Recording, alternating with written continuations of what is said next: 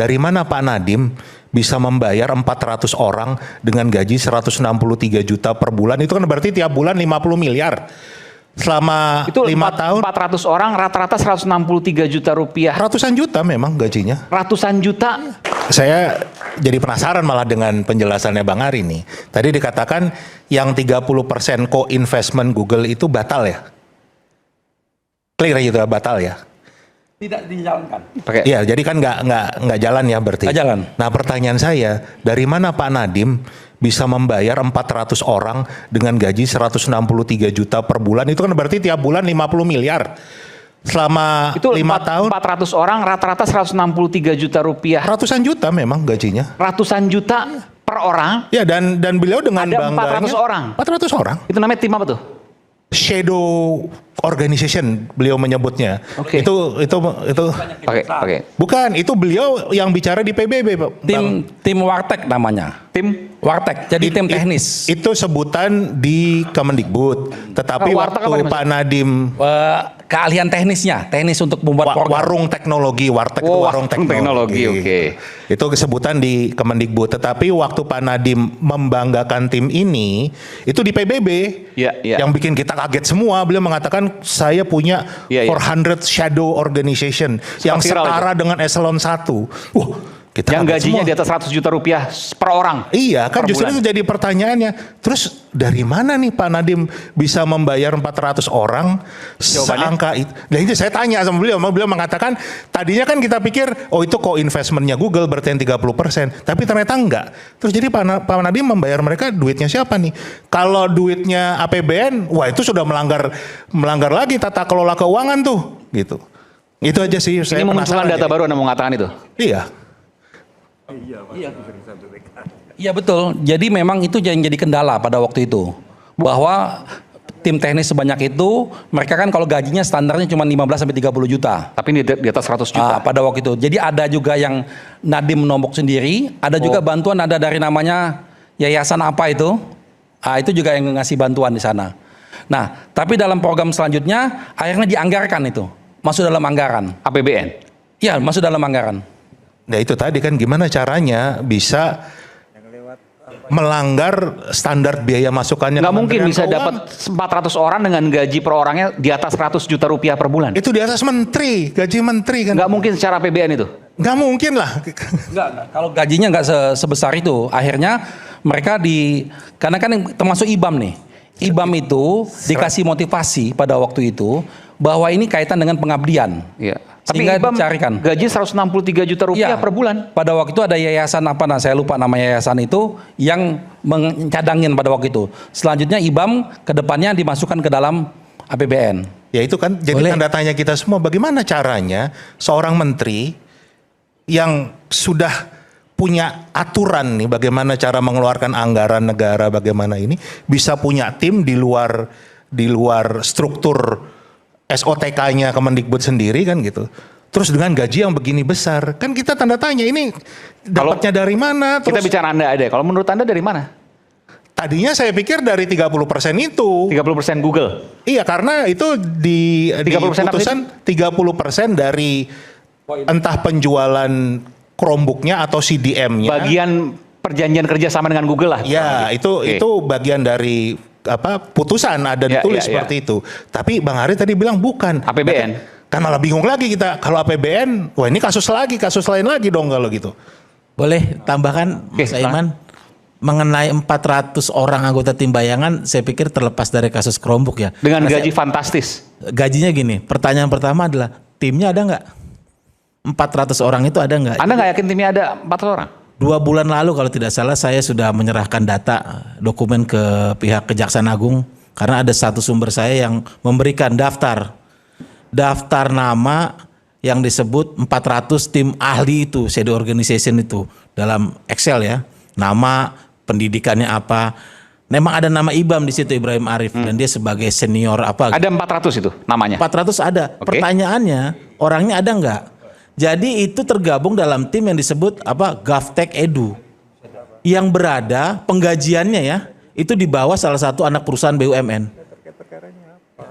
Maksudnya yang melakukan proses remunerasi penggajian itu anak perusahaan BUMN. Perusahaan BUMN. Oke. Saya sudah serahkan data itu karena ada informasi diduga kuat bahwa tim itu fiktif. Ini bisa jadi korupsi baru dong. Saya sudah serahkan ke Kejaksaan Agung. Nggak, pertanyaan saya, ini bisa jadi korupsi baru dong. Bisa jadi. Saya duga, makanya saya laporkan. 400 yang diduga fiktif. Orangnya ada atau enggak itu nama sudah ada. Dan gajinya memang enggak 50 163 miliar semua. kurang lebih sebulan. Enggak. Kalau besarannya itu kan yang muncul di persidangan itu kan 163 IBAM aja. Tapi enggak semuanya 400 itu 163 juta. Masalahnya satu, timnya ada enggak? Jangan-jangan nama itu fiktif. Kalaupun ada, seahli apa dia? Kan kita nggak pernah tahu nih 400 shadow organization seahli apa. Tapi ya itu, saya menghormati, saya sudah kasih ke Kejaksaan Agung, mungkin bisa diproses lebih lanjut. Oke. Ini jadi kebuka yang baru lagi, saya nggak tahu. Nggak masalah, karena memang itu ada dan produknya ada. Jadi banyak sekali produk-produk yang dihasilkan oleh tim tersebut. Itu memang ada. Dan Apa itu, misalnya produknya? ya misalnya tentang Indonesia, apa? Sipla sama apa yang Merdeka itu? Sorry, Siplah sudah ada zaman Pak Muhajir. Nah itu juga yang saya sampaikan bahwa Jadi bukan karyanya GovTech, salah. Banyak. apa Jadi aplikasi banyak yang sudah ada karya-karya Goptek itu saya lupa, hanya ganti tapi banyak nama dan karya-karyanya. selendang. Dan itu ada memang ada. Mereka bekerja untuk kaitan dengan teknologi, memang ada. Dan itu semua terbuka, semua mengetahui, jadi tidak ada yang ditutup-tutupin, memang benar ada. Dan kepentingannya itu untuk supaya percepatan transformasi teknologi tadi. Saya sih nggak penasaran sama kerjanya, Bang. Saya penasaran ini gajinya dari mana segede begitu gitu loh. Itu Tadi pakai disebut dasarnya APBN, apa? nggak masuk akal itu. Nggak akan mungkin bisa maksudnya. Tadinya kan saya pikir itu 30% tadi. Oke, ternyata tapi bukan. ternyata bukan. Ini kan lebih tanda tanya nih. APBN. Goib banget itu. Kalau APBN pun nggak akan mungkin bisa. Ya kita tanya aja yang dari pimpinan KPK, mungkin nggak seorang konsultan di pemerintahan gajinya Di atas menteri. di atas menteri? Pak Alex? Kenapa tanya saya? Mestinya tanyanya ke Menteri Keuangan, kan begitu. Karena mereka yang Secara- mengalokasikan anggaran. Corporate governance, clean government, Sebetulnya bisa nggak, ada Pak? yang namanya standar biaya umum ya Pak ya. Ada standar biaya umum Oke. yang dikeluarkan Kementerian Keuangan itu menyangkut berapa sih honor untuk konsultan, pengajar dan lain sebagainya, atau kita ketika menjadi narasumber. Dan ketika penghasilannya di atas 100 juta, saya yakin pasti sumbernya bukan dari APBN, kan begitu kan? Ya kan? Kalau dari APBN nggak mungkin. Ya.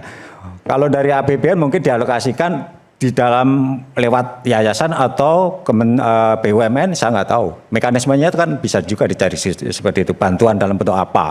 Tapi yang jelas tidak langsung ya dari kementerian itu, atau misal dari Kementerian Pendidikan Nasional dianggarkan Ya. honorarium untuk konsultan senilai 100 juta. Saya yakin pasti tidak mungkin. Lewat yayasan dulu. Yayasan untuk mengembangkan A, B, C, dan seterusnya. Jadi, ya bisa jadi. Yayasan mana yang punya uang segitu banyak buat bayar pegawai yang ngurusin kerjaan pemerintah, dan apa manfaatnya buat yayasan itu? Kan itu pertanyaan kita. Itu celah baru korupsi yang mengatakan itu. Lah justru itu kan kita semuanya ini serba tanda tanya nih. Kalau tadi Mas Agus sudah menyampaikan itu ke Kejaksaan Agung, ya memang berarti urusan 400 orang ini juga bisa punya potensi ada kasus baru. Ya kalau menurut saya sih ya kita kembali aja, apa kalau ya itu kemari kita kembali ke laptop kan begitu. Kita kan bicara persoalan terkait dengan pengadaan pengadaan laptop berbasis Chrome kan seperti itu. Perkara itu kalau ada ya silakan ditelusuri lebih lanjut. Iya, karena itu saya tidak jadi bagian dari saya putusan, tidak Pak, gitu.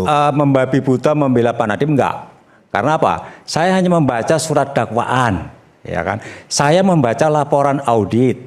Saya mengikuti fakta persidangan terkait perkara Chromebook. Tidak di luar itu. Ya mohon maaf, Mas Aiman. Ini kok jadi larinya kemana-mana dan ada kecenderungan untuk mendiskreditkan Pak Nadiem. Ya, tapi kalau ada fakta baru perkara harus kita angkat. Bukan Tinggal maksudnya kemudian nanti diangkat. kita justru sebagai rakyat kan boleh bertanya, kan rakyat bersuara, bertanya Iya, ini kok kasus ada yang ini. ya kan? Ini rakyat Ya. sedang bersuara, Ya.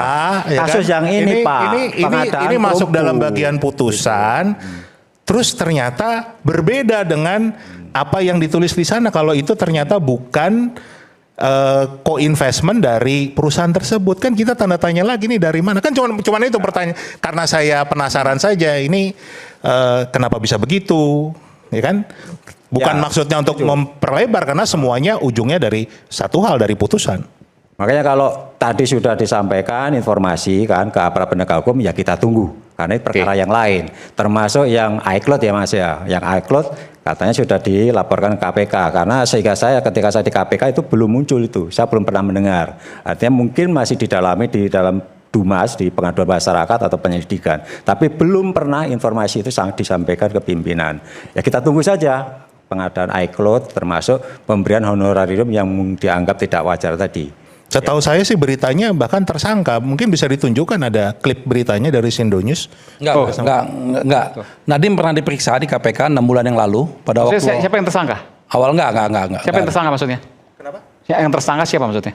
Di beritanya di Sindo News Enggak. mengatakan Nadiem Makarim sebagai tersangka. Tidak. Google Cloud di KPK. Di KPK. Nadiem pernah diperiksa di KPK 6 bulan yang lalu, sampai sekarang belum ada tindak lanjutnya. Berarti ini klarifikasi. Sama Bukan sekali tersangka Google Cloud di KPK. Sama sekali tidak. Ya, oke. Kita kembali saat lagi tetap sama kami di Rakyat Bersuara.